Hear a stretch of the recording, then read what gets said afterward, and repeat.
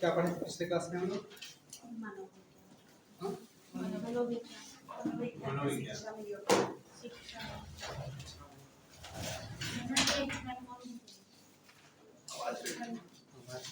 इसको कर दे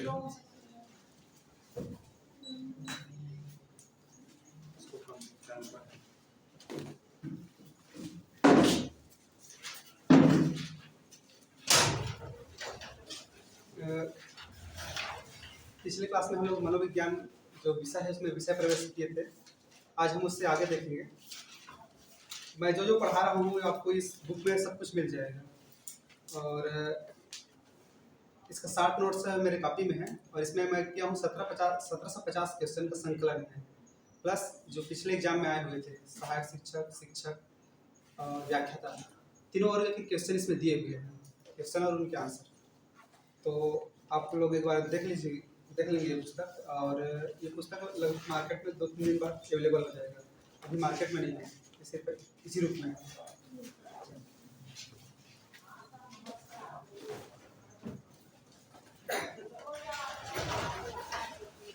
पहले जो मैं पढ़ाया था और जिस प्रारूप में मैं पढ़ाया था, पहले शिक्षा मनोविज्ञान जिसे अभी पढ़ा रहा हूँ, विषय प्रवेश, फिर वृद्धि क्या होती है, विकास क्या होती है, फिर विभिन्न मनोवैज्ञानिकों के सिद्धांत, उसी क्रम में ये बना हुआ है। तो जो मेरे से मतलब पढ़ेंगे और उसके बाद इसे अध्ययन करेंगे उनके लिए और ज़्यादा आसानी होगा। और साथ ही जैसे कि हम बहुत सारे बुक देखते हैं, तो जब बुक बनाने वाला जो पुस्तक बनाता है उसमें कुछ अनावश्यक चीज़ें भी डालते हैं। कहते हैं कि जो दिखता है वो बिकता है, ऐसे दिखाने के लिए, ताकि लोग उससे क्यों आकर्षित हो। और स्टूडेंट इस सब चीज़ों को नहीं समझता, वो सब चीज़ को ए से लेकर जेड तक सब कुछ पढ़ता ही रहता है। तो बहुत से कोई भी जैसे कॉम्पिटिशन एग्जाम है उसमें ये जरूरी होता है कि हम क्या पढ़ें, लेकिन उससे ज़्यादा जरूरी होता है कि हम क्या ना पढ़ें, क्योंकि जो क्या ना पढ़ने वाला चीज़ है हमारे समय को खराब करने वाला होता है और हमारे पास अभी समय बहुत कम है। तो इस सीमित समय में अच्छे से अच्छे तैयारी करने के लिए आप इसका जो थ्योरी है वो थ्योरी बहुत ज़बरदस्त है। ऐसा मैं एक ही जगह संकलित रूप से आपको कहीं नहीं मिलेगा। जो आपको तीनों वर्ग है, व्याख्याता, शिक्षक और सहायक शिक्षक, तीनों के जो है सिलेबस को कंप्लीट करने वाला। मैं पढ़ाते पढ़ाते आपको बताते चलूँगा कि इसमें आपको क्या पढ़ना है और क्या नहीं पढ़ना है, क्या बेवजह की चीज़ मैंने डाल दी है ताकि ठीक लगे। आगे देखते हैं। हम लोग कल पढ़ रहे थे मनोविज्ञान का शिक्षा में योगदान। अब उससे आगे देखते हैं अब वृद्धि और विकास। हेडिंग डालेंगे आप लोग, पहले हेडिंग डालेंगे अभिवृद्धि।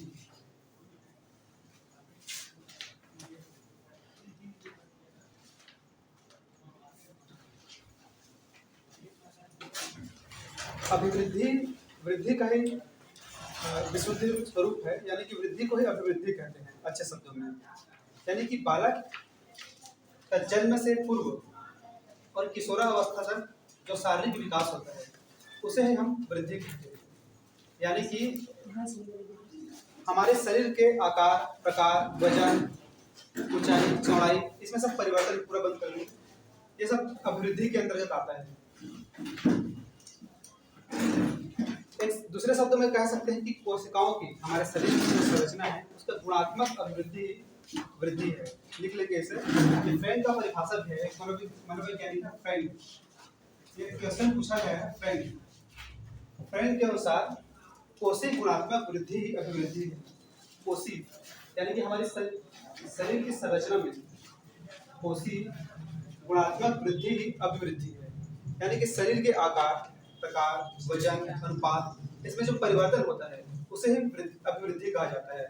सामान्य अर्थों में हम कह सकते हैं कि वृद्धि ही अभिवृद्धि है, शारीरिक परिवर्तन ही अभिवृद्धि है। ये मुख्यतः व्यक्ति के जन्म से पूर्व, जब भ्रूणावस्था में बालक होता है, से पूर्व किशोरावस्था तक तीव्र गति से होता है। उनके बाद जो है वृद्धि रुक जाती है। वृद्धि का एक निश्चित समय होता है, उसके बाद वृद्धि होना जो है रुक जाता है। ये जन्म से पूर्व प्रारंभ हो जाता है, भ्रूणावस्था से लेकर किशोरावस्था तक चलता है। इसके बाद हम देखते हैं विकास। विकास को अंग्रेजी में डेवलपमेंट कहते हैं, वृद्धि यानी कि ग्रोथ। विकास का अर्थ होता है जो हमारे शारीरिक विकास के साथ साथ, किसी बालक का शारीरिक विकास के साथ साथ मानसिक, सामाजिक, संवेगात्मक, ये सभी तरह के विकास इसमें शामिल हो जाते हैं। यानी कि शारीरिक विकास, शारीरिक वृद्धि भी शामिल इसमें हो जाती है, मानसिक विकास भी शामिल हो जाता है, सामाजिक विकास, संवेगात्मक विकास, यानी कि किसी बालक के शरीर के साथ साथ उनके मन, संवेग, यानी कि उनके भावनाओं में होने वाला परिवर्तन और विकास के अंतर्गत आता है। विकास की एक परिभाषा लिखेंगे,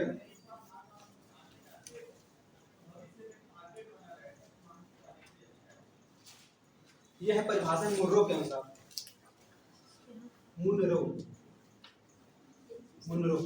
मुनरो यह कहता है, विकास परिवर्तन श्रृंखला की वह अवस्था है, विकास परिवर्तन श्रृंखला की वह अवस्था है जिसमें बच्चा भ्रूणावस्था से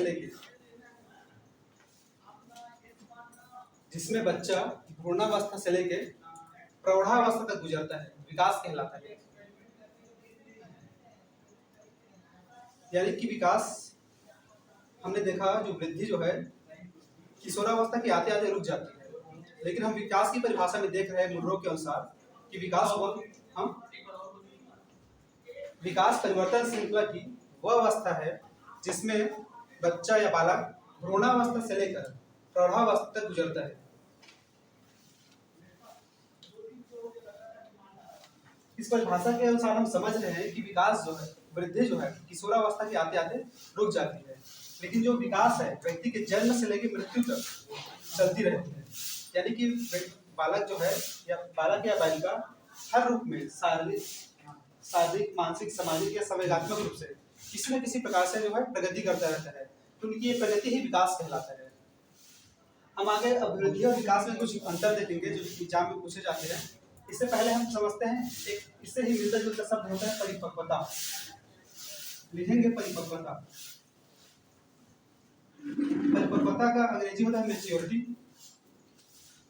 परिपक्वता से तात्पर्य है कि व्यक्ति जब किसी एक कार्य को करने में दक्ष हो जाता है, कुशल हो जाता है, और उसी के माध्यम से सीखे हुए ज्ञान से किसी नए सीखे हुए ज्ञान की ओर आगे बढ़ता है, उसे कहते हैं मैच्योरिटी या परिपक्वता। जैसे कोई बालक जब छोटा रहता है तब वो अपने पूरे हाथ को नहीं हिला पाता, पूरे उंगलियों का उपयोग नहीं कर पाता। जैसे बाल को अगर पकड़ने के लिए दे दिया जाए तो एक हाथ में बाल नहीं पकड़ेगा, वो पूरे अपने शरीर को उस तरफ आगे बढ़ाएगा, दोनों हाथ को आगे बढ़ाएगा, पैरों को भी आगे बढ़ाएगा। छोटा सा बच्चा जो अभी चलना नहीं सीखा है, उसमें इतना ज्ञान नहीं है कि हाथ से बालों को कैसे पकड़ना है। लेकिन जब वो विकास की परिपक्वता की अवस्था में जब वो आगे बढ़ेगा, तब बालक को जब एक गेंद दिया जाएगा तब वो अपने एक हाथ से ही गेंद को पकड़ सकता है। यानी कि जो परिपक्वता है, परिपक्वता में क्या होगा, पहले बालक जो है हाथों का इस्तेमाल करना सीखेगा, पूरे हाथों का इस्तेमाल करने के बाद वो उंगलियों का इस्तेमाल करना सीखेगा। जैसे हम एक छोटे से बालक को पेन देते तो पेन को इस तरह से पकड़ना नहीं सीखा रहता, वो इस तरह से पकड़ेगा या दूसरे तरह से पकड़ेगा। इसे हम यह कह सकते हैं कि अभी उनका हाथ जो है या उनकी जो है मांसपेशियां अभी परिपक्व नहीं हुई है। जैसे एक सीढ़ी है, सीढ़ी में कुछ ऐसी पंक्तियां होती हैं, जब तक आप इस पायदान में नहीं पहुंचे हैं, इसमें नहीं पहुंच सकेंगे। इसमें पहुंचने के बाद आप इसमें पहुंचेंगे, इसमें पहुंचने के बाद आगे बढ़ेंगे। यानी कि एक सीढ़ी के बाद आप दूसरे सीढ़ी चढ़ते हैं। वैसे ही परिपक्वता में होता है, इसी सीखे हुए ज्ञान से इस नए ज्ञान की ओर जब हम आगे बढ़ते हैं तो उसे कहा जाता है परिपक्वता। ठीक है, परिपक्वता में लिख लेंगे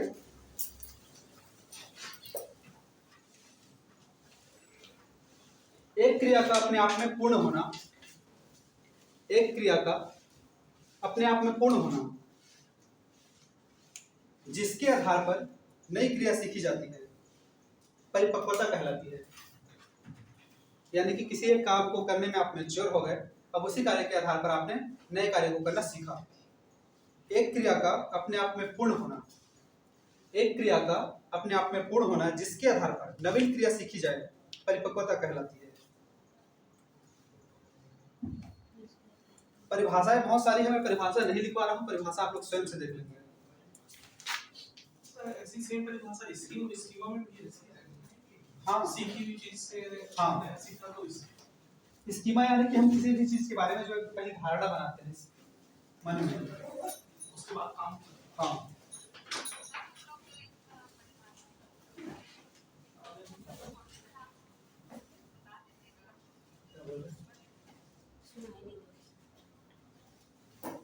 आगे हम लोग देखते हैं। अभी हमने 60-60 में देखा अभिवृद्धि क्या है, विकास क्या है और परिपक्वता क्या है। अभिवृद्धि से हमने ये समझा कि हमारे जो शारीरिक कोशिक गुणात्मक वृद्धि ही अभिवृद्धि, यानी कि शारीरिक संरचना, उनके आकार प्रकार बनावट में जो वृद्धि होती है वही अभिवृद्धि होती है, जो व्यक्ति के भ्रूणावस्था से लेकर मुख्यतः किशोरावस्था तक चलती है। विकास जो है व्यक्ति के जन्म से लेकर मृत्यु तक चलता है, इसलिए विकास को क्रमिक परिवर्तनों की श्रृंखला कहा जाता है। एग्जाम में आया हुआ है, विकास को क्रमिक परिवर्तनों की श्रृंखला कहा जाता है, यानी कि हमेशा ये जो है बदलता है। इसके बाद हमने परिपक्वता को जाना। परिपक्वता यानी कि किसी कार्य को करने में आप कुशल हो गए, दक्ष हो गए, उसी के आधार पर आपने किसी नवीन ज्ञान को सीखा, वो कहलाता है परिपक्वता। अब आगे देखते हैं हम वृद्धि और विकास में अंतर क्या है। आप लोग एक कॉलम बना लेंगे, इसमें एक साइड लिखेंगे अभिवृद्धि या वृद्धि और दूसरी साइड लिखेंगे विकास।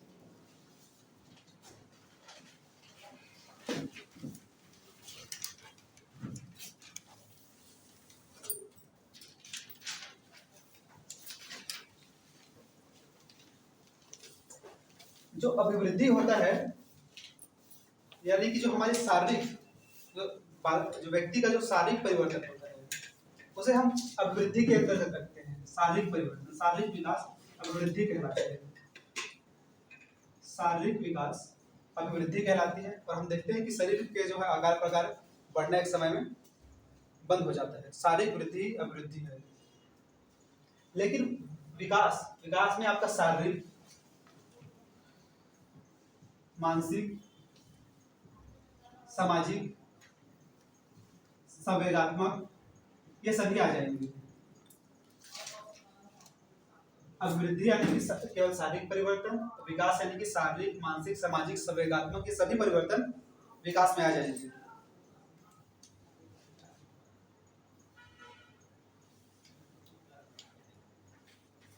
ये क्लियर है? आगे देखते हैं। इसमें दूसरा जो अंतर है, अभिवृद्धि से तात्पर्य हमारे किसी विशेष अंग की अभिवृद्धि, अभिवृद्धि को हम विकास को हम अभिवृद्धि कहते हैं। जैसे कि किसी का शरीर के अगर बालों का बढ़ना, नाखून का बढ़ना, मांसपेशियों का विकसित होना, ये सब क्या है? अभिवृद्धि है। यानी कि जो अभिवृद्धि है एकांगी होता है। एकांगी यानी कि किसी शरीर के किसी एक पक्ष का विकास हो सकता है, यानी कि शरीर के किसी एक पक्ष के विकास को हम अभिवृद्धि कह सकते हैं। लेकिन विकास जो है बहुअंगी होता है, इसका क्षेत्र मल्टी डायमेंशन होता है, बहुअंगी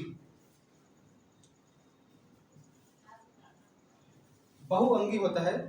और जो व्यक्ति होता है, जो प्राणी है या व्यक्ति है, उसके कुल परिवर्तन, उनका शारीरिक विकास, मानसिक विकास, सामाजिक विकास, इसके कुल परिवर्तन को हम विकास कहते हैं। इसलिए यह एकांगी होता है और ये बहुअंगी होता है। अभिवृद्धि को मापा जा सकता है। जैसे कि किसी का हाइट अगर पहले 5 फीट है, बढ़ के वो 6 फीट हो गया, इसे मापा जा सकता है।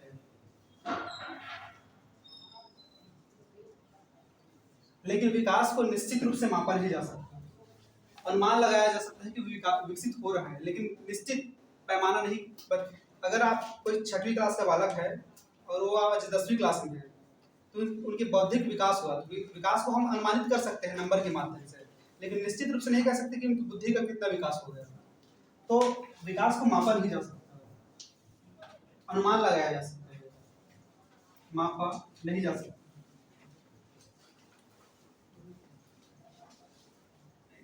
इससे मिला जुला कर प्रश्न किए जाते हैं। अभिवृद्धि जो है, फ्रैंक के परिभाषा में हमने देखा, फ्रैंक यह कहता है कि कोशीय गुणात्मक वृद्धि अभिवृद्धि है, यानी कि हमारी शारीरिक संरचना गुणात्मक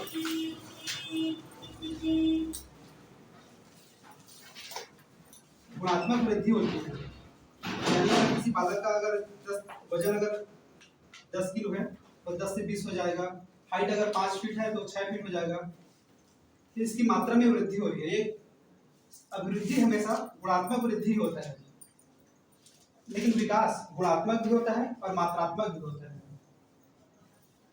यानी कि क्वालिटी और क्वांटिटी इन दोनों में जो वृद्धि होती है उसे हम विकास कहते हैं। गुणात्मक भी होता है, मात्रात्मक भी होता है। ये इनके कुछ मुख्य मुख्य अंतर है। आप लोग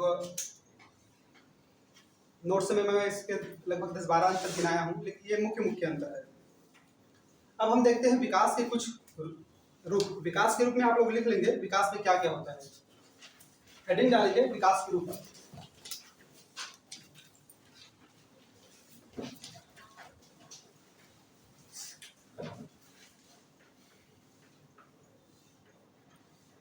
पिछले बार जो बैच चला था वो लोग हम लोग लगभग आराम से धीरे धीरे पढ़े थे, लेकिन ये बैच थोड़ा लंबा लंबा जल्दी जल्दी खींचना पड़ा है। आप लोग बोर हो सकते हैं। आपको बोर नहीं होना चाहिए वैसे, क्योंकि आप एग्जाम के पर्पज से आए हैं, तो एग्जाम आपको थामे रहेगा, जल्दी एग्जाम। आगे लिखेंगे विकास के रूप। मेन पॉइंट इसमें विकास के रूप में लिखेंगे। पहला पॉइंट ये लिखेंगे, आकार में परिवर्तन होता है जब बालक। विकास के कुछ फॉर्म है, यानी कि आपको कैसे पता चलेगा कि किसी बालक का या किसी प्राणी का विकास हो रहा है, तो उसके पहला पॉइंट लिखेंगे इसमें आकार में परिवर्तन। आकार में परिवर्तन यानी कि वजन में, ऊंचाई में जो ये परिवर्तन होता है उसे हम आकार में परिवर्तन कर सकते हैं। अनुपात में परिवर्तन दूसरा पॉइंट।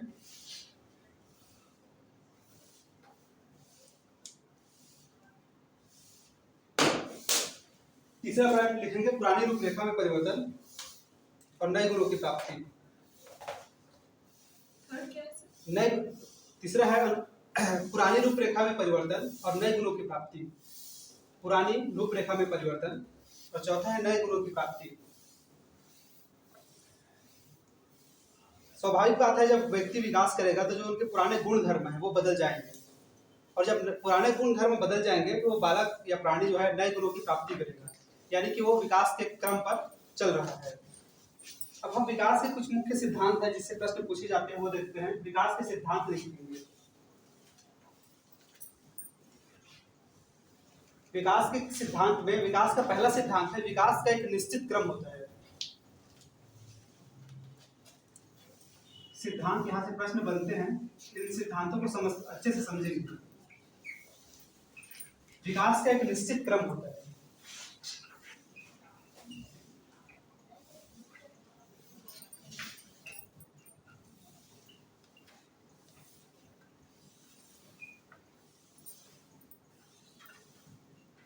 हमने देखा विकास केवल शारीरिक विकास को नहीं कहा जाता, सामाजिक विकास, संवेदनात्मक विकास, मानसिक विकास, सब चीज इसमें शामिल हो जाती है। तो इसका एक निश्चित क्रम होता है।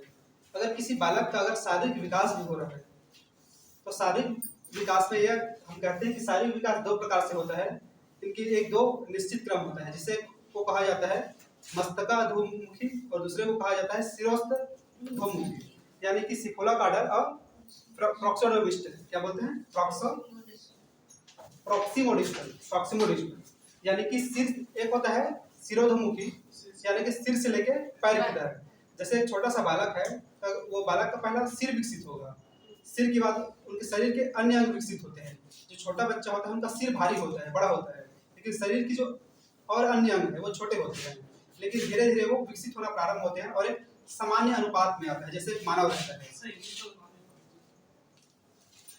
हिंदी में पहले लिखेंगे मस्तकाधोमुखी, मस्तकाधोमुखी, और दूसरा जो निश्चित क्रम है उसको कहा जाता है जो केंद्र भाग से आगे की ओर बढ़ता है। निकट दूर विकास क्रम भी कहते हैं, समीपस्थ विकास दूर क्रम भी करते हैं। हाँ, निकट दूर, इसके लिए हिंदी में अलग अलग शब्दों का प्रयोग होता है। विकास क्रम अंग्रेजी में केवल एक ही शब्द है प्रॉक्सिमोडिस्टल, और मस्तकाधोमुखी के लिए सिफोलाकार्डल।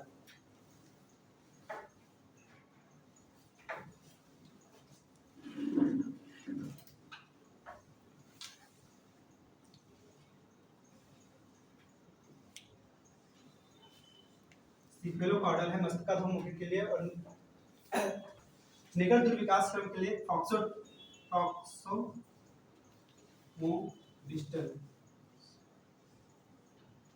मस्तकाधोमुखी में वही होता है कि सिर से लेकर जो है विकास पैरों की ओर होता है, निकट दूर विकास क्रम में जो केंद्र होता है, जैसे कि कोई बालक है तो बालक के जैसे पहले उदर का विकास होगा, पेट का, पेट के विकास होने के बाद पेट से जो आसपास के क्षेत्र है उनका विकास होगा।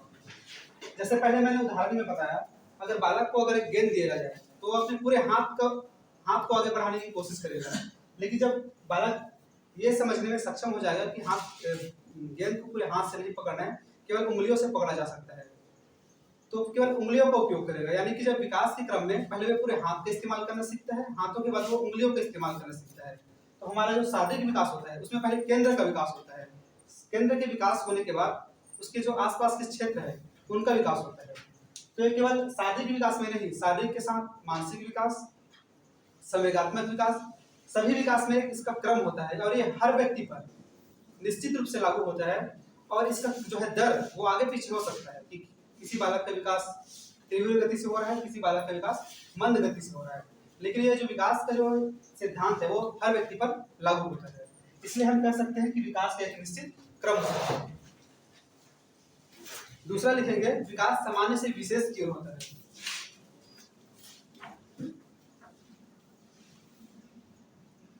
विकास जो है सामान्य से विशेष की होता है। ये स्वाभाविक बात है, जो आपने बचपन में देखा होगा, पहले आप छोटी छोटी बातों को सीखे, अब उन्हीं छोटी छोटी बातों के माध्यम से आपने बड़ी चीजों को सीखा। पहले आपको गिनती नहीं आता, पहले आपने गिनती सीखी, उन्हीं गिनती से आपने पहाड़ा बनाना सीखा। जब आपको पहाड़े बनाने आ गए तो आपने गुणा भाग और गणित की विभिन्न क्रियाविधि सीखी, यानी कि आपने सामान्य चीजों से विशिष्ट चीजों को सीखा। ये सिद्धांत यह है कि सामान्य से विशिष्ट की ओर होता है, विशिष्ट की ओर होता है। विकास हमेशा सामान्य से विशिष्ट की ओर होता है। ये नहीं कि आपने पहले से गणित बनाना सीख लिया उसके बाद आपने गिनती सीखी, पहले आपने क ख ग सीखा या ABCD सीखी, उसके माध्यम से वर्णमाला के माध्यम से आपने विभिन्न भाषाओं को सीखा। तो हमें पहले सामान्य से विशिष्ट की ओर जो है विकास आगे बढ़ता है। आगे लिखेंगे, विकास अवस्थाओं के अनुसार होता है। तीसरा पॉइंट लिखेंगे, विकास अवस्थाओं के अनुसार होता है, स्टेज बाय स्टेज। विकास अवस्थाओं के अनुसार होता है।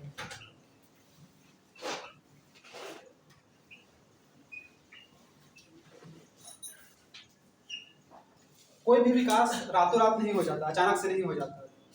जैसे आप शिक्षक की तैयारी करने आए हैं, एक महीने में आप लोग जो एग्जाम दिलाएंगे तो केवल आपकी एक महीने की तैयारी नहीं है, आपने इससे पहले पूर्व कक्षाओं में जो पढ़ा होगा वो भी आपके एग्जाम में काम आने वाले हैं।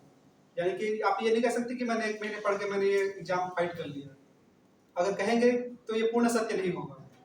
वैसे जो विकास है जो होता है वो स्टेज बाय स्टेज होता है। कोई भी बालक ना तो शारीरिक रूप से, ना मानसिक रूप से, ना संवेगात्मक रूप से एकाएक ही विकसित नहीं हो जाता, वो स्टेज बाय स्टेज होता है। जैसे कि एक बालक जब 6 माह का होता है तब उनके दूध के दांत हमें दिखाई देने शुरू होते हैं। इसका मतलब ये नहीं कि वो 6 महीने बाद उनके दूध के दांत निकलने प्रारंभ हुए। बालक जब भ्रूण में रहता है, पेट में रहता है, तभी जो 5 माह का होता है तब जो दांत बनने प्रारंभ हो जाते हैं। वो दिखाई नहीं देते, लेकिन जन्म लेने के 5-6 महीने बाद वो दांत जो है दूध के दांत दिखाई देने प्रारंभ होते हैं। यानी कि विकास जो है स्टेज बाय स्टेज चल रहा है, हालांकि वो दिखाई दे चाहे मत दे। तो सिद्धांत यहाँ काम करता है कि सभी चीजों में, चाहे वे संवेगात्मक हो, मानसिक हो, शारीरिक हो, विकास जो है स्टेज बाय स्टेज होता है। तो आगे लिखेंगे, विकास की गति में तीव्रता एवं मंदता पाई जाती है। लोग एक एक करके जुड़ते जा रहे हैं, परेशान करते हैं बीच बीच में। विकास की गति में तीव्रता एवं मंदता होती है। विकास की गति में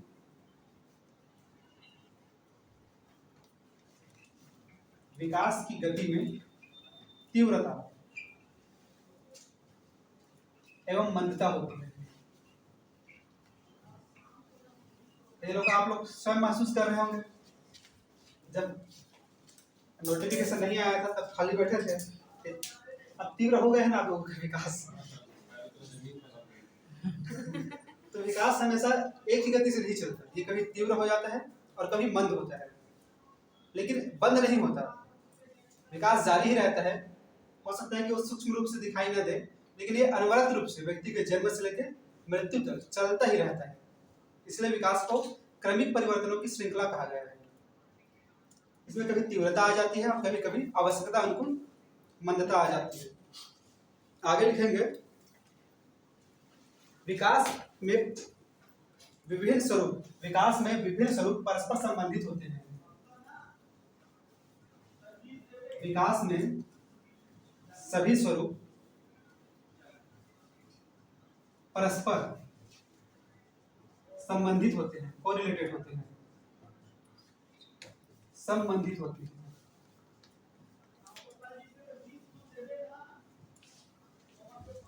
ये आईपी पॉइंट है।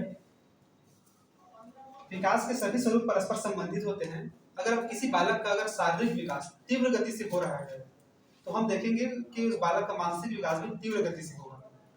अगर कोई बालक बचपन से ही अगर उनका शारीरिक विकास अच्छे से नहीं हो पाया तो बालक हम देखते हैं कि मंद बुद्धि का हो जाता है। अगर कोई बालक संवेगात्मक रूप से अगर उनका सामाजिक विकास बहुत अच्छा हुआ है तो उनका बौद्धिक विकास भी ठीक ठाक रहेगा। यानी कि विकास की जो एक दशा है दूसरे दशा को हर हाल में प्रभावित करती है। शारीरिक, मानसिक, सामाजिक, ये सभी जो विकास की विभिन्न अवस्थाएं हैं वे एक दूसरे को प्रभावित करती है। अगर किसी बालक का अगर मानसिक विकास तीव्र है तो ये मान के चलिए कि उनका शारीरिक विकास भी ठीक ठाक रहेगा। हमारी मन की दशा हमारे शरीर को प्रभावित करती है और हमारा शरीर मन को प्रभावित करता है, यानी कि एक दूसरे को प्रभावित करते हैं। आगे लिखेंगे विकास एक अविराम प्रक्रिया है। विकास एक अविराम प्रक्रिया है। यह हम पहले ही देख चुके थे कि विकास जो है विकास में निरंतरता पाई जाती है। विकास व्यक्ति के जन्म से लेकर पूर्व ही प्रारंभ हो जाता है और मृत्यु तक चलता रहता है। विकास एक अविराम प्रक्रिया है।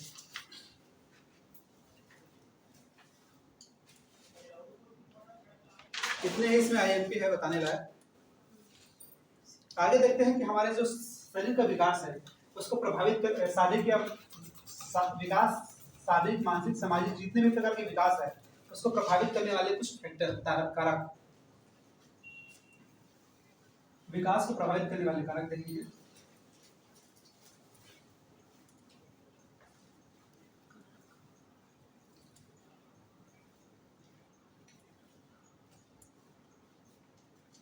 पिछले पेज में मैंने बहुत कहानी सुनाई थी और मैं अपने कहानियों को मिस करता हूँ। इस बार कोई कहानी नहीं है आप लोगों के लिए, बस पढ़ना है।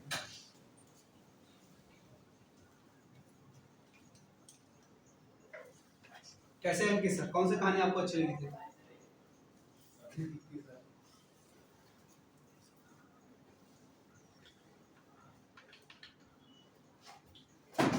आगे हम लोग देखते हैं विकास को प्रभावित करने वाले कारक। सबसे ज्यादा विकास को जो प्रभावित करता है वो होता है वंशानुक्रम, यानी कि हेरिडिटी। वंशानुक्रम हमारे विकास को प्रभावित करने वाला पहले सबसे कारक है। ये जो कारक मैं आपको बता रहा हूँ विकास को प्रभावित करने वाले कारक, ये कुछ कारक जो है हर चाहे शारीरिक विकास, मानसिक विकास, सामाजिक विकास, संवेगात्मक विकास, व्यक्ति के हर प्रकार के विकास में ये जो कारक है वो काम आने वाले हैं। तो बस एक जगह आप देख लेंगे वो सब जगह लागू होंगे, इसको फिर बार बार मैं बताने की आवश्यकता नहीं है। वंशानुक्रम बालक के विकास को प्रभावित करने वाले सबसे अत्यधिक महत्वपूर्ण कारक है। ये बुक दिखाएंगे थोड़ा सा आप लोगों को समय दूंगा।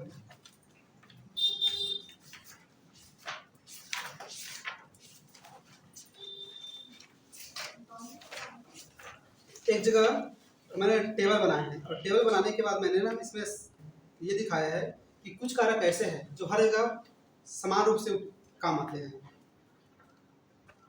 अभी ये फोटो कॉपी के उसमें है, थोड़ा ढूंढने में प्रॉब्लम है, आप लोग बाद में देख लेंगे।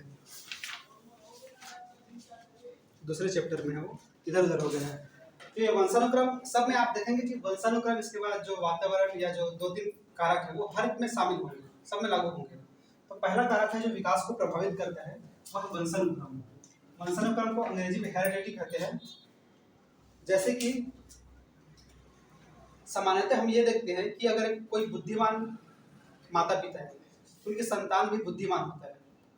अगर किसी माता पिता का रंग अगर काले हैं तो उनके बच्चे भी काले होते हैं। गोरे माता पिता के बच्चे भी मैक्सिमम गोरे होते हैं। ये जो है वंशानुक्रम व्यक्ति के शारीरिक आकार, प्रकार, उनकी बुद्धि और उनके विकास के क्रम को निर्धारित करता है। लेकिन इसके संबंध में भी दो नियम हैं। एक को कहा जाता है प्रतिगमन का नियम और दूसरे को कहा जाता है भिन्नता का नियम। प्रतिगमन का नियम यह कहता है, हाँ, वंशानुक्रम के नियम के वंशानुक्रम में हम यह एक बार फिर से इनको देखते हैं। वंशानुक्रम से तात्पर्य है कि बालक जो है उनका शारीरिक आकार, प्रकार, वजन, रंग, रूप, सोचने की क्षमता, बुद्धि लब्धि, ये सब वंशानुक्रम हेरिडिटी प्रभावित करती है। यानी कि माता पिता जैसे होते हैं, छत्तीसगढ़ी में कहावत है ना कि जेखर जैसे दाई दादा देखर जैसे लेकर, यानी कि जैसे माता पिता होते हैं वैसे उनके बच्चे होते हैं, तो उनको प्रभावित करता है वंशानुक्रम। लेकिन इनके संबंध में भी दो नियम हैं। पहले नियम को कहा जाता है भिन्नता का नियम। भिन्नता का नियम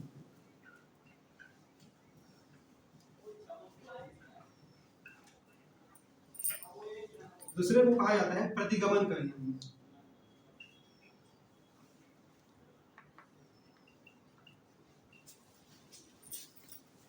भिन्नता का नियम यानी कि भिन्नता यानी कि वेरिएशन और प्रतिगमन यानी कि रिग्रेशन। भिन्नता का नियम यह कहता है कि अगर जैसे कोई ऐसा देखा गया है कि हमेशा ये नियम लागू नहीं होता कि अगर कोई माता पिता काले हैं तो उनके बच्चे भी काले हों। कई बार यह होता है कि दादा दादी, नाना नानी की जीन्स से ऐसे बालक का जन्म होता है जो उनके माता पिता से भिन्न होता है, उसे उल्टा होता है। जैसे कोई कमजोर बुद्धि के जैसे माता पिता है तो ऐसा देखा गया है कि उनसे उत्पन्न होने वाले बच्चे अत्यधिक बुद्धिमान भी हो सकते हैं। तो हाँ, ये नियम काम करता है भिन्नता का नियम, यानी कि उससे डिफरेंट। प्रतिगमन के नियम में जस्ट उल्टा हो जाता है। भिन्नता के नियम यह होगा कि या तो अच्छा भी हो सकता है और बुरा भी हो सकता है। यानी कि अगर कोई बालक, जैसे कि कोई गोरे माता पिता है तो बालक या तो गोरा भी पैदा हो सकता है और काला भी पैदा हो सकता है, दो परिस्थिति हो सकती है। लेकिन प्रतिगमन का नियम जस्ट उल्टा होता है। यानी कि जस्ट जैसे कि अगर माता पिता अगर कम ऊंचाई के हैं तो उनके बच्चे हो सकता है कि जस्ट उससे विपरीत लंबे ऊंचाई का हो, ज्यादा ऊंचाई का हो, यानी कि जस्ट उल्टा। तो ये इसमें दो नियम काम करते हैं, भिन्नता का नियम और प्रतिगमन का नियम। भिन्नता का नियम को वेरिएशन लिख लेंगे अंग्रेजी में। इसके हिंदी में प्रॉब्लम ये होता है कि बार बार जो है शब्द जो है बदल जाते हैं, लेकिन अंग्रेजी में आप देखेंगे कि जो अंग्रेजी संस्करण होता है उसमें शब्द वही रहते हैं। प्रतिगमन के लिए रिग्रेशन शब्द उपयोग करते हैं।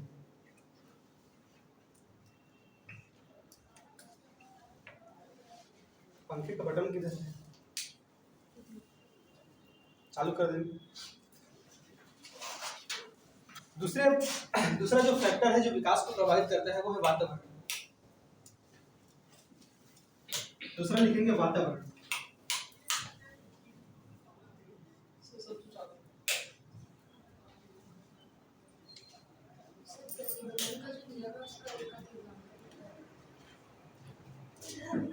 प्रतिगमन करिए।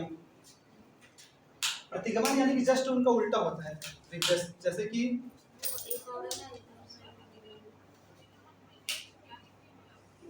रिग्रेशन।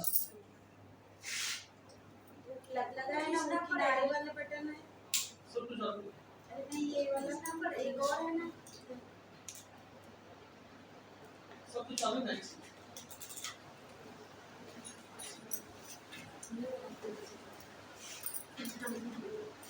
प्रतिगमन का अर्थ होता है जाना और प्रति का अर्थ होता है उल्टा, उल्टा जाना हिंदी में। यानी कि रिग्रेट जो है उससे जस्ट उसका उल्टा अपोजिट। तो अगर माता पिता बहुत तीव्र बुद्धि के हैं तो हो सकता है कि उसका बालक जस्ट से उससे उल्टा बहुत मूर्ख हो। अगर माता पिता बहुत बुद्धिमान हो सकता है कि उससे उत्पन्न होने वाले बच्चे जस्ट उल्टा पैदा हो। सामान्यतः यह देखा गया है वंशानुक्रम में कि जैसे जैसे माता पिता होते हैं वैसे उनकी संतानें होती है, लंबाई में, ऊंचाई में, बुद्धि में, सोचने में, रंग रूप में, सब में। लेकिन ये दो नियम कभी कभी काम करते हैं, भिन्नता का नियम और प्रतिगमन का नियम इसके साथ साथ। यानी कि हम मुख्य रूप से देख सकते हैं तो 3 नियम बन जाता है। एक नियम ये हो गया वंशानुक्रम, दूसरा भिन्नता, तीसरा प्रतिगमन। आगे देखते हैं वातावरण। किसी भी बालक या किसी भी प्राणी के विकास को प्रभावित करने वाले ये सबसे दो महत्वपूर्ण कारक होते हैं, वंशानुक्रम और वातावरण। मनोवैज्ञानिकों ने यह सिद्ध किया है कि किसी भी व्यक्ति के विकास में अगर 50% योगदान वंशानुक्रम का है तो 50% योगदान उसके वातावरण का होता है, यानी कि 50-50। यानी कि हम कह सकते हैं कि व्यक्ति अपने आप में कुछ भी नहीं, अपने वंशानुक्रम प्लस वातावरण इक्वल टू व्यक्तित्व या व्यक्ति, यानी कि आप जो कुछ भी है अपने वंशानुक्रम और वातावरण का ही परिणाम है। अगर ऐसे बहुत सारे प्रयोग किए गए हैं कि एक तीव्र बुद्धि के बालक को एक बहुत ही खराब वातावरण में रखा गया तो उनका उतना विकास नहीं हो पाया जितना अच्छे से हो सकता था। इसका जस्ट उल्टा भी करके देखा गया, एक कमजोर बुद्धि के बालक को बहुत अच्छे वातावरण में रखा गया तो उनका विकास ऐसा मतलब अच्छे ढंग से हुआ, जितना उनका विकास हो सकता था उससे कुछ ज्यादा अच्छा हुआ। यानी कि वातावरण बहुत हद तक व्यक्ति के विकास को प्रभावित करता है। जैसे कि कुछ जैसे मोगली, आप लोग कार्टून देखे हैं, मोगली को एक जंगल में रहने वाला है मानव था, लेकिन वो जानवरों की तरह ही व्यवहार करता था, पेड़ों पे चढ़ना उछलना कूदना। वैसे ही कुछ वर्ष पूर्व जंगल में व्यक्ति पाया गया था और शिकारियों ने जब उसे पकड़ के लाया तो कुछ दिन तक उसे मानव बनाने के बहुत प्रयास किए गए। वो जानवरों की तरह चलता था, जानवरों की तरह आता था, लंबे लंबे उनके नाखून थे, मनुष्य की तरह उनका कोई भी बर्ताव नहीं था। हाँ? उसके बाद उसे मनुष्य बनाने के लिए बहुत प्रयत्न किए गए। जब उसे उस बालक को लाया गया तब उस बालक की उम्र थी 7 साल, यानी कि पता नहीं वो जन्म से लेके 7 साल तक जानवरों के साथ रहा था, जानवरों की दूध पी के वो बड़े हुए थे, जानवरों की तरह पेड़ पे चढ़ता था, जानवरों की तरह पानी और आग से डरता था, उनकी तरह उनके लंबे लंबे बाल थे। उन्हें मानव बनाने के बहुत प्रयास किए गए, यानी कि सभ्य बनाने के बहुत प्रयास किए। मानव तो होता ही, यानी कि सभ्य बनाने के उन्हें बहुत प्रयास किए गए। अंततः उनकी मृत्यु हो गई, लेकिन वो सभ्य नहीं बन पाया। यानी कि वातावरण व्यक्ति के विकास को इतने अधिक प्रभावित करता है। अगर जैसे कि आज हम समाज में हैं, समाज में अगर हम ऐसे कपड़े पहनते हैं, ऐसे रहते हैं, तो इसका एक कारण है कि हमने सीखा है अपने वातावरण से कहीं ना कहीं। तो व्यक्ति के विकास को प्रभावित करने वाले सबसे महत्वपूर्ण कारक है वंशानुक्रम और वातावरण। अगर कोई व्यक्ति यह बोलता है कि मेरा बहुत बुद्धि है, मैंने बहुत सफलता अर्जित कर ली, मेरी ये उपलब्धि है, तो उसकी उपलब्धि नहीं, उसके वंशानुक्रम और उससे जैसा वातावरण मिला उसके साथ उसे जो इन दोनों के मिश्रण से उनको जो मिल सकता था वो मिला। दूसरे शब्द में हम कह सकते हैं कि व्यक्ति अपने आप में कुछ भी नहीं, अपने वातावरण और वंशानुक्रम का ही उपज। तीसरा पॉइंट लिखेंगे आहार।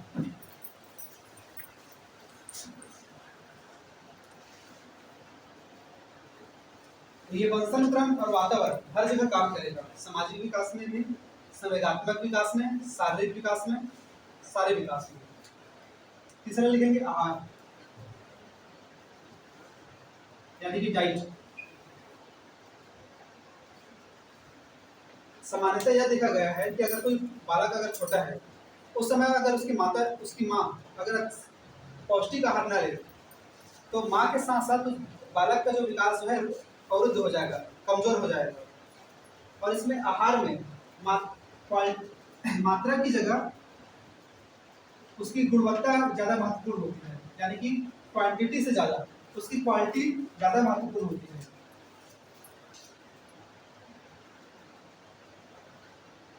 आहार जो है व्यक्ति के विकास को प्रभावित करते हैं, शारीरिक विकास को भी, मानसिक विकास को भी। तीसरा महत्वपूर्ण कारक है विकास को प्रभावित करने वाला आहार।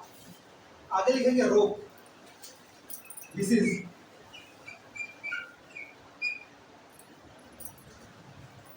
रोग किसी भी बालक के शारीरिक और मानसिक सामाजिक सभी प्रकार के विकास को प्रभावित करता है। बचपन में अगर कोई व्यक्ति बहुत ज्यादा बीमार रहता है तो उनका ना तो शारीरिक विकास अच्छे से हो पाएगा और न ही मानसिक विकास अच्छे से हो पाएगा। अक्सर यह देखा गया है कि जो मंदबुद्धि बालक होते हैं वे अधिकांश बचपन में ज़्यादा बीमार पड़ते हैं, और बचपन में ज़्यादा बीमार पड़ने के कारण उनका जो है मानसिक विकास सामान्य बालकों की तरह नहीं हो पाता।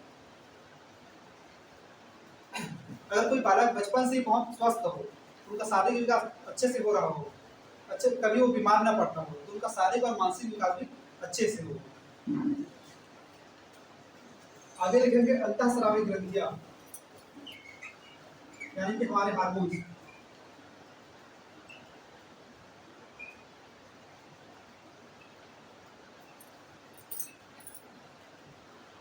व्यक्ति के शरीर में उत्पन्न होने वाले अंतःस्रावी ग्रंथियां हार्मोन्स किसी भी प्राणी के विकास को प्रभावित करते हैं। जैसे कि थायराइड ग्रंथि से जो है बालक का जो है प्राणी का जो है ऊंचाई बढ़ता है। अगर ये ग्रंथियां अगर स्रावित ना हो, हार्मोन्स अगर स्रावित ना हो, तो व्यक्ति का जो है विकास रुक जाता है। जैसे कि ऊंचाई बढ़ाने के लिए हमसे संपर्क करें ऐसे लिखा रहता है, तो डॉक्टर्स उनको क्या देते हैं, ऐसे दवाई देते हैं जो उनके हार्मोन्स को एक्टिवेट करे। तो अंतःस्रावी ग्रंथियां किसी भी व्यक्ति के शारीरिक विकास को और मानसिक विकास को अत्यधिक प्रभावित करता है। आगे पॉइंट लिखेंगे बुद्धि, इंटेलिजेंस। अक्सर यह देखा गया है कि हम ये देखते हैं कि जो शारीरिक रूप से किसी बालक का अगर अच्छे ढंग से विकास हुआ है तो उनका मानसिक विकास भी ठीक ठाक होगा। लेकिन ये इस नियम इसके जस्ट उल्टा भी काम करता है कि अगर कोई बालक या कोई प्राणी उनकी बुद्धि अच्छी है, सकारात्मक सोच की है, तो उनका शारीरिक विकास भी वैसे ही तीव्र गति से होगा। यानी कि हमारी बुद्धि हमारे शारीरिक विकास को प्रभावित करता है। अगर कोई व्यक्ति हमेशा नकारात्मक सोच कर हो और हमेशा नेगेटिविटी में डूबा हुआ हो, तो उनका जो शारीरिक विकास भी जो है अवरुद्ध हो जाएगा। बुद्धि व्यक्ति के शारीरिक विकास को प्रभावित करता है। आगे लिखेंगे यौन, यानी कि व्यक्ति या स्त्री है या पुरुष, ये भी उनके विकास को प्रभावित करता है। जन्म के कुछ वर्ष तक, जैसे 10 जन्म से लेके 10 साल तक, ऐसा देखा जाता है कि लड़कों की वृद्धि लड़कियों की अपेक्षा ज्यादा होती है। उसके बाद 11 से लेके 13 वर्ष तक लड़कियों की वृद्धि लड़कों से तीव्र गति से होती है। तीव्र गति से होता है। जब बालक का जन्म होता है, बालक या बालिका का जन्म होता है, तो अधिकांशतः लड़कों का शारीरिक जो है आकार लड़कियों की अपेक्षा बड़ा होता है। हाँ, लड़कियों का एक बार फिर से बोल रहा हूँ, यौन जो है बालक ये प्राणी के विकास को प्रभावित करते हैं। जन्म से 10 वर्ष तक जो है बालकों की वृद्धि तीव्र गति से होता है सामान्यतः। उसके बाद 11 से लेकर 13 वर्ष तक लड़कियों की जो है वृद्धि तीव्र गति से होता है। और जन्म के संबंध में मैंने ये कहा कि जन्म के समय लड़कों का जो है आकार, शारीरिक आकार लड़कियों की अपेक्षा में बड़ा होता है। ठीक है। मानसिक विकास के संबंध में यह देखा गया है अधिकांशतः कि लड़कियों की जो है परिपक्वता लड़कों की अपेक्षा तीव्र गति से होती है, मानसिक परिपक्वता। कुछ इनके अपवाद भी हो सकते हैं, लेकिन जनरली ऐसा होता है। तो ज्यादा फास्ट हो रहा है।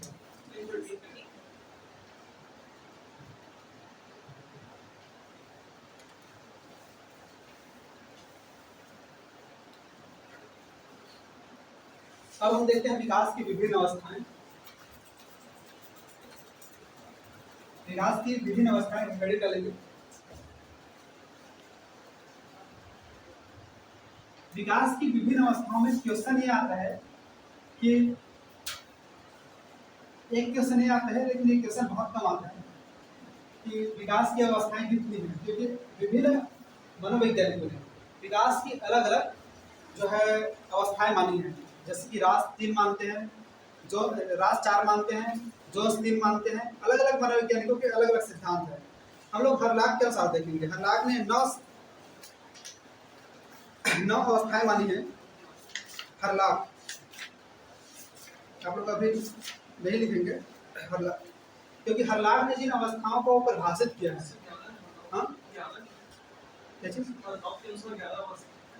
हाँ 9 और 11 कह सकते हैं, क्योंकि 9 के ही वो उप विभाग है।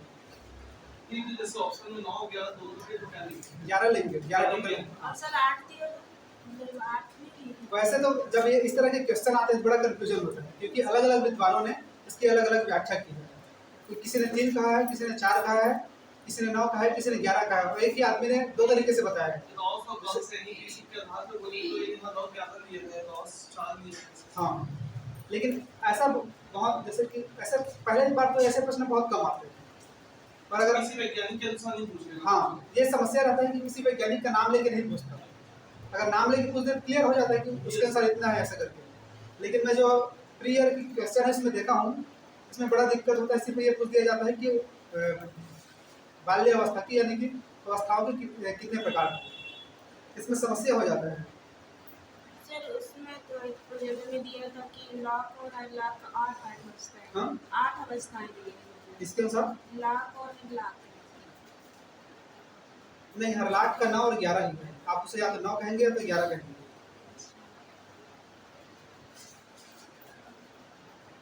9 आप ऐसे कह सकते हैं कि जैसे बाल्यावस्था को हर लाख ने 2 भागों में बांट दिया, पूर्व बाल्यावस्था और उत्तर बाल्यावस्था। किशोरावस्था को फिर 2 भागों में बांट दिया, पूर्व किशोरावस्था और उत्तर किशोरावस्था।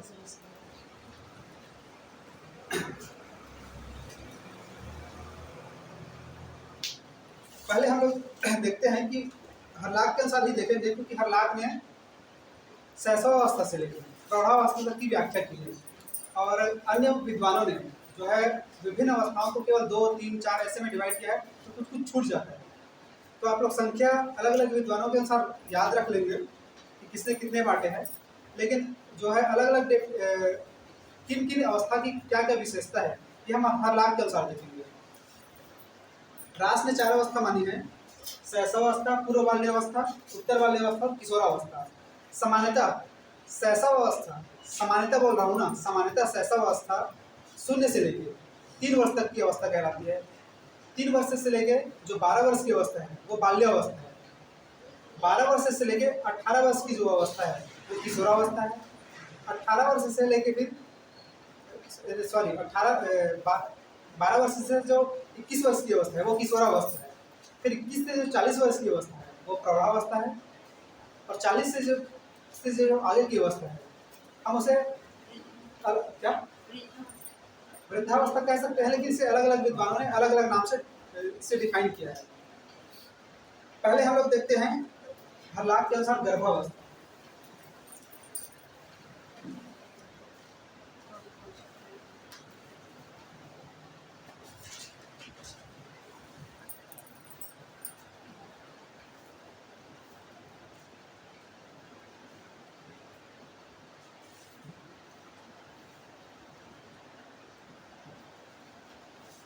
गर्भावस्था जो बालक के जन्म लेने से पूर्व की अवस्था को गर्भावस्था कहते हैं, और विकास की सबसे तीव्र गति इसी अवस्था में होती है। जन्म से पूर्व की अवस्था की अगर बात की जाए तो विकास, शारीरिक विकास की सबसे तीव्र गति गर्भावस्था में होती है। लेकिन जन्म के पूर्व की अगर बात की जाए, जन्म के पूर्व अगर बालक का विकास किस अवस्था में तीव्र गति से होता है, तो होता है क्या होगा, बाल्यावस्था। सबसे ज़्यादा जो शारीरिक परिवर्तन वो है बाल्यावस्था में होता है, और जन्म के पूर्व जिस अवस्था में होता है वो है गर्भावस्था या भ्रूणावस्था। गर्भाधान से लेके जो जन्म तक की जो अवस्था होती है उसे गर्भावस्था कहते हैं। इस अवस्था में बालक जो है लगभग 120 दिन, कितना है, 280 दिन का जो समय है वो होता है। मुख्य रूप से इसे 3 भागों में बांटा गया है गर्भावस्था को। पहला है डिंबावस्था। ये प्रश्न केवल यहाँ से ऐसे ही बना है कि गर्भावस्था को कितने भागों में बांटा गया है: डिंबावस्था, पिंडावस्था और भ्रूणावस्था।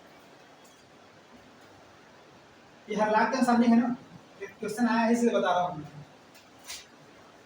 ये जो 3 अवस्था है ये हर लाख ने ऐसे नहीं बांटे हैं: डिंबावस्था, पिंडावस्था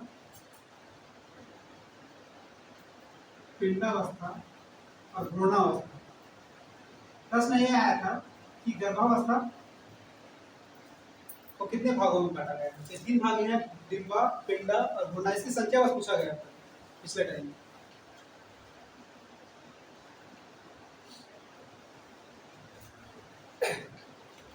डिंबावस्था वह अवस्था होती है जिसमें बालक में जो है जो प्राण जो है वह नहीं आ रहे थे। ये भ्रूण बनने की जो क्रम है उससे 2 हफ्ते से लेकर 3 माह का जो समय होता है वो इसमें आ जाता है। पिंडावस्था 3 से 6 की माह तक कह सकते हैं। भ्रूणावस्था 6 माह से लेकर 9 माह का जो अवधि है उसे हम भ्रूणावस्था के अंतर्गत रख सकते हैं। इसमें कुछ ज़्यादा डिटेल में मैं बताया हूँ, नोट्स में वो देख लेंगे आप लोग। मैं आप लोगों को अभी जो मोस्ट टाइम की चीज़ें वो बस बताते चले चल रहा हूँ, जो जानना आवश्यक है। इसके बाद देखते हैं शैशव अवस्था।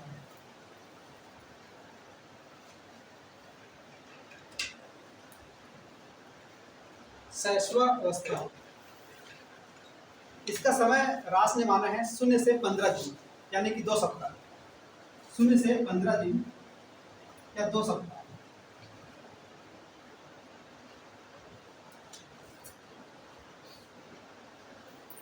शैशव अवस्था को अंग्रेजी में इन्फेंसी कहते हैं। इन्फेंसी हम लोग अलग से देखेंगे एक एक अवस्था की विशेषताएं।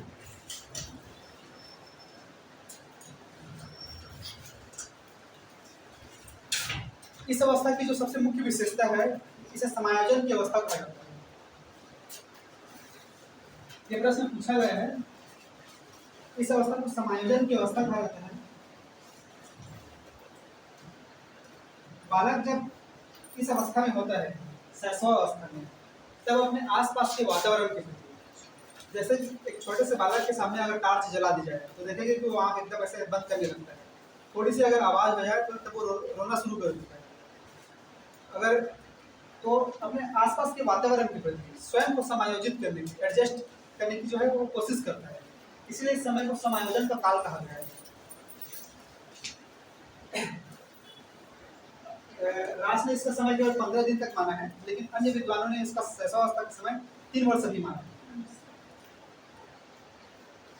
शैशवावस्था में इसका जो बालक का जो है, जब गर्भावस्था से बालक जो है बाहर आता है, तब उसका वजन जो है 7.5 पाउंड, इसका आंसर दिया गया है। 7.5 पाउंड इसका बालक का वजन होता है।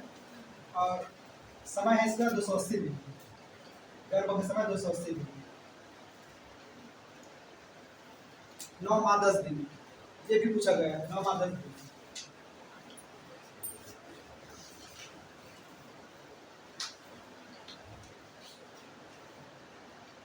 तो अगर ये फैंसी आएगा तो हम 2 हफ्ते बाद लगाएंगे। नहीं, ऐसा प्रश्न बहुत कम आता है, ऐसा प्रश्न नहीं पूछेंगे।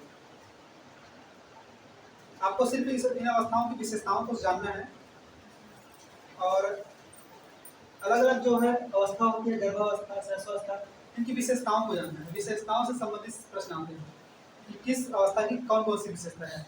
इनका जो है अवधि नहीं पूछते कि किस अवधि को में कौन सा ऐसे करते हैं। अगर पूछते हैं तो किशोरावस्था को पूछते हैं, क्योंकि सभी विद्वानों ने किशोरावस्था का समय लगभग सेम माना है, 12 से लेकर 21 वर्ष तक। उनका मुख्य समय है, इसे 2 भागों में बांट दिया है, पूर्व किशोरावस्था और उत्तर किशोरावस्था। बाल्यावस्था का समय से लगभग सभी ने समान माना है। 6 वर्ष से लेकर लगभग जो 12 वर्ष का समय है वो बाल्यावस्था के अंतर्गत। तो आपको सामान्यता लेके चलना है, कितने की बीच को इतना करना है। अवधि के संबंध में आपको कोई कंफ्यूजन, परेशान नहीं होना है। कभी कभी ऐसे प्रश्न पूछ लिए जाते हैं, ऐसे प्रश्न बहुत कम आए हैं। सर किसी में 5 से 12 दिया रहता है, हाँ? किसी में मतलब 5 से 12। भाई तो आपको इसमें इस संबंध में हड़बड़ाने की कोई जरूरत नहीं है। जैसे लोग इतिहास पढ़ते हैं, तो इतिहास पढ़ने वाले मैं विद्यार्थियों में ज़्यादा देखा हूँ, वो लोग सन को लेकर बड़े परेशान रहते हैं कि वर्ष का सन याद कैसे करें। लेकिन मुझे लगता है कि वर्ष सन याद करने की कोई जरूरत नहीं है। कहानी को याद कर लो, इसके बाद ये हुआ, इसके बाद ये हुआ, फिर आप जोड़ते जाए कि क्या हुआ था। मैं भी इतिहास लेके पढ़ा था, लेकिन कभी मैं सन याद नहीं किया, वरना तो मुझे कभी याद रहती सन। मैं सिर्फ कहानी जानता हूँ, इसके बाद क्या हुआ, फिर मैं जोड़ लेता हूँ ये घटना तब हुई होगी।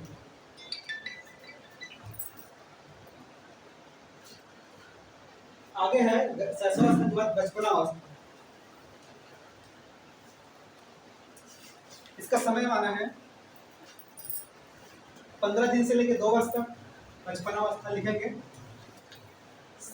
इनकी अवधि को लेकर आपको परेशान होने की कोई जरूरत नहीं है, सिर्फ इसकी विशेषता ध्यान रखना कि किस समय की क्या विशेषता है। बचपनावस्था, इसका समय है 15 दिन से लेकर 2 वर्ष तक।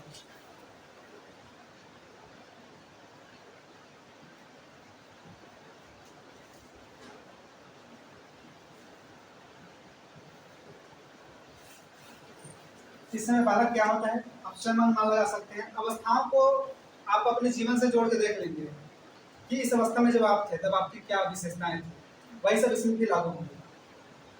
अगर एग्जाम में कुछ नए विशेषताएं आ गए तो आप स्वयं अपने जीवन में जोड़ के देख लेना कि मैं जब इस उम्र में था मेरी क्या विशेषताएं थी, क्योंकि हर विशेषता को हम बता नहीं सकते। जो मोस्ट आइडेंटिटी उसके बारे में चर्चा की जा सकती है, लेकिन कई बार ऐसा हो जाता है एग्जाम में, मैं देखा हूँ कि कुछ नई विशेषताओं पर चर्चा हो जाती है, तो आप अपने से कोरिलेट करके देख लेना।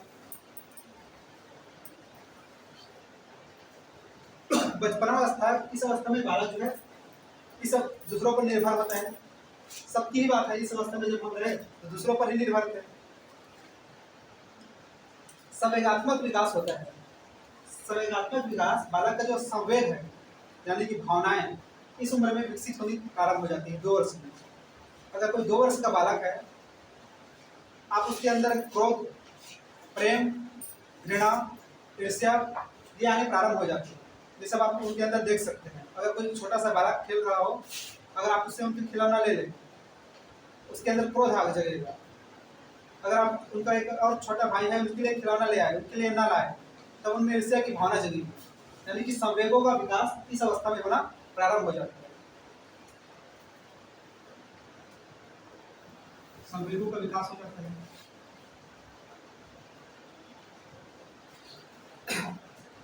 आगे देखेंगे बाल्यावस्था। बाल्यावस्था का समय 2 वर्ष से लेकर 12 वर्ष तक मान के चलते हैं। बाल्यावस्था,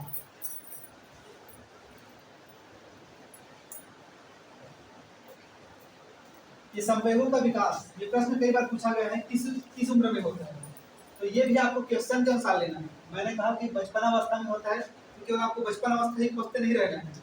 ये एग्जाम में कई बार बचपनावस्था दिया नहीं रहता, शैशवावस्था दिया रहता है, या फिर और कुछ विशेष अन्य अवस्थाओं के नाम दिए रहते हैं, तो आपको क्वेश्चन के अकॉर्डिंग आंसर देना है। ठीक है। बाल्यावस्था, इसका समय जनरली हम मानते हैं 2 वर्ष से लेकर 12 वर्ष तक।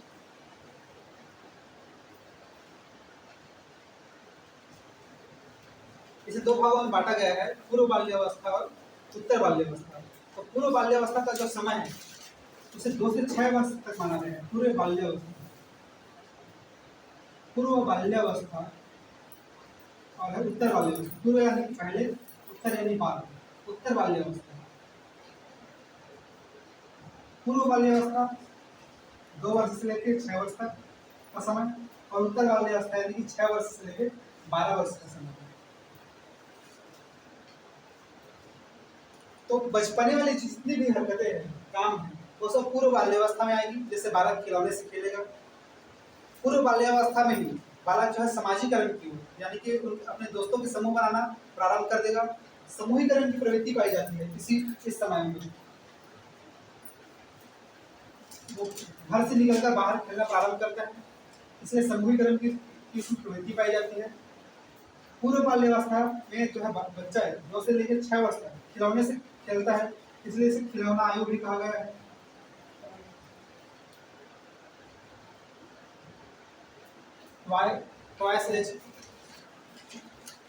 जिज्ञासु प्रवृत्ति का होता है इस उम्र में। बालक तरह तरह के प्रश्न करता है कि ये क्यों है, ये ऐसा क्यों है, ये ऐसा है, तो ये क्यों है। ये दोनों अवस्थाओं की विशेषता है, लेकिन आपको क्वेश्चन के अकॉर्डिंग देखना है। पूर्व खिलौने का आयु केवल पूर्व बाल्यावस्था को ही कहता है, क्योंकि 6 वर्ष के बाद सामान्यतः बच्चे खिलौनों से खेलना बंद कर देता है। लेकिन जिज्ञासा तो व्यक्ति का जन्म से लेकर मृत्यु तक रहता है। तो जिज्ञासा की जो प्रवृत्ति है वो पूर्व बाल्यावस्था की विशेषता है, पूर्ण बाल्यावस्था की व्यवस्था, पूरे काल की विशेषता है।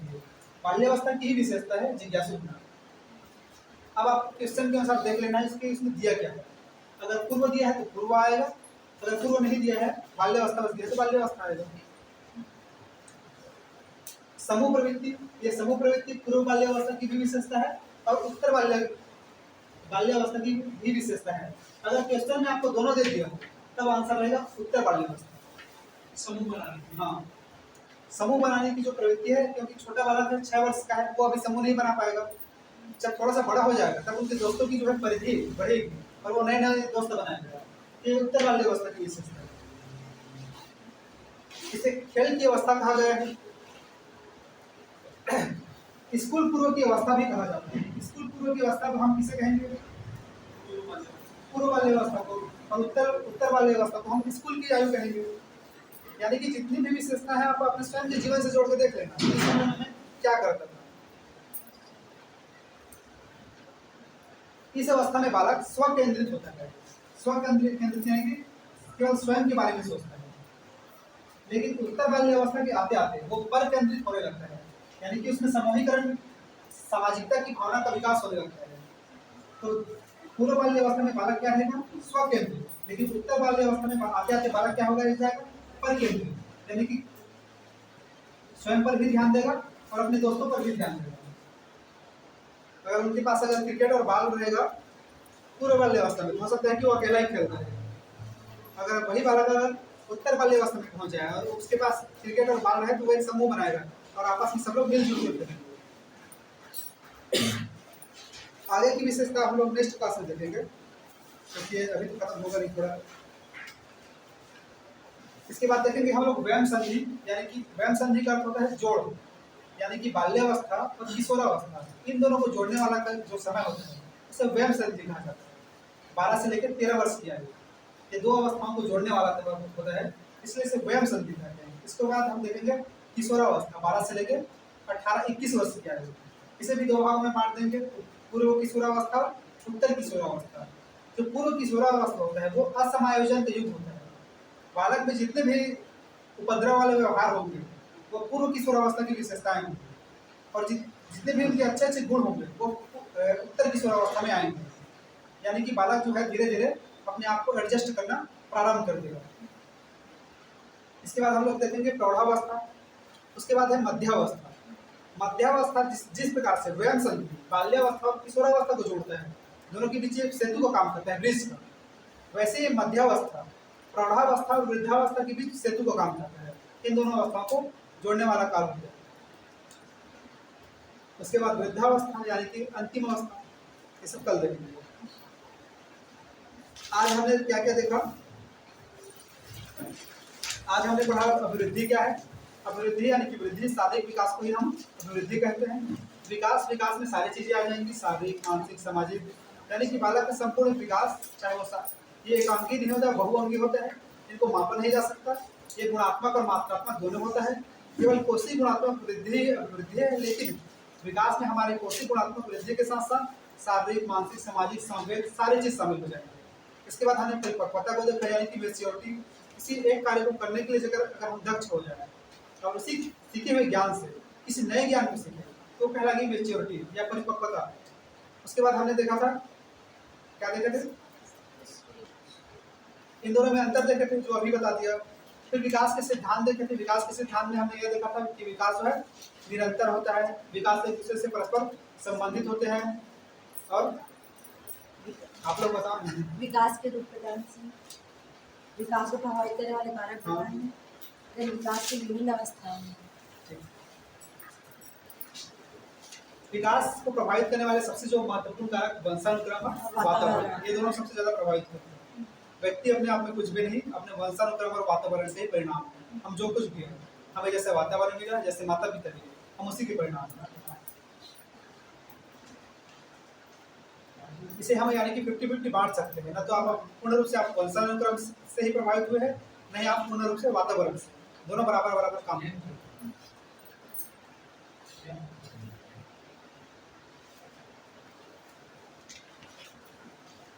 10 मिनट आप लोग ये बुक देख सकते हैं, उसके बाद वापस कर दीजिए 2-3 दिन में। सर ले जा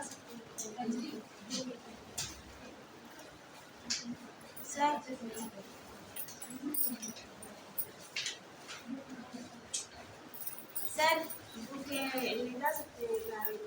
नहीं, 2-3 दिन में छपच पे बुक मिल जाएगा। आज मंगल है ना, कल या परसों आ जाएगा मेरे पास। आप लोग देख सकते हैं।